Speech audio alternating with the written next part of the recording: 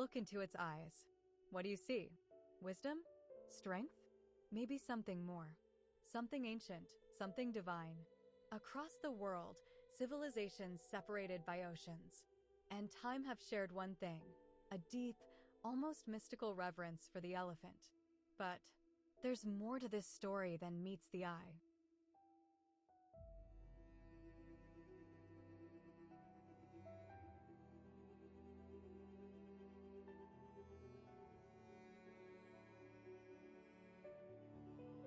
In India, this reverence is personified in Ganesha, the beloved elephant-headed god.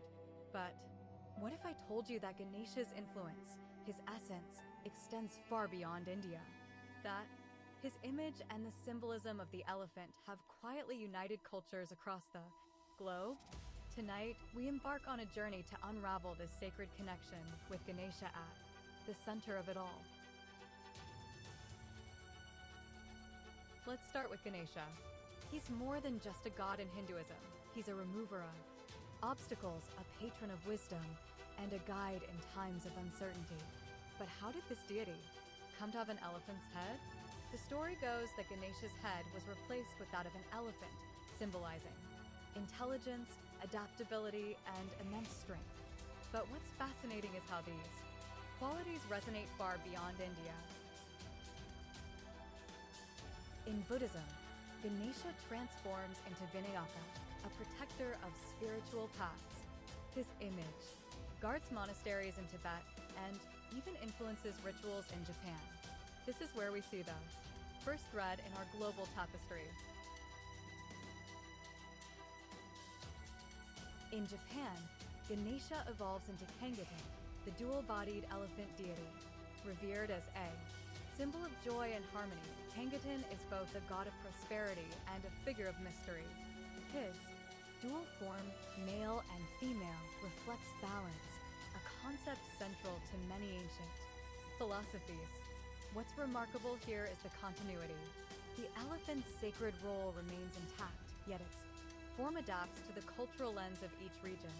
But Japan isn't the only place where we find echoes of Ganesha's symbolism.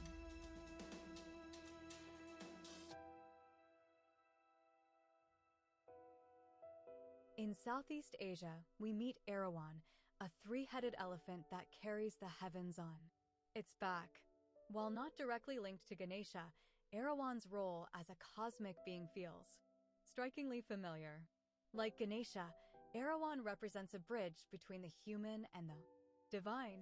The concept of the elephant as a cosmic entity, a symbol of balance and strength, isn't confined to Southeast Asia.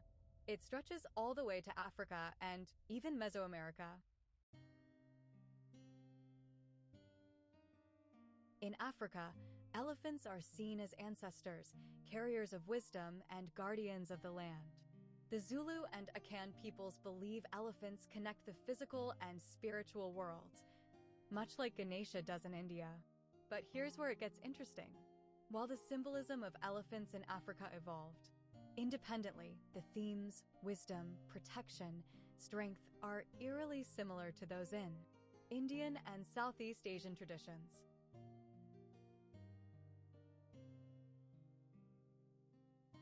In Mesoamerica, we find something extraordinary, carvings with features strikingly similar to elephants.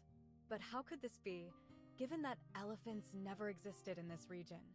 Some believe these are mythical creatures, while others suggest they point to forgotten connections between ancient cultures. Could these carvings represent an unconscious echo of the elephant's universal symbolism?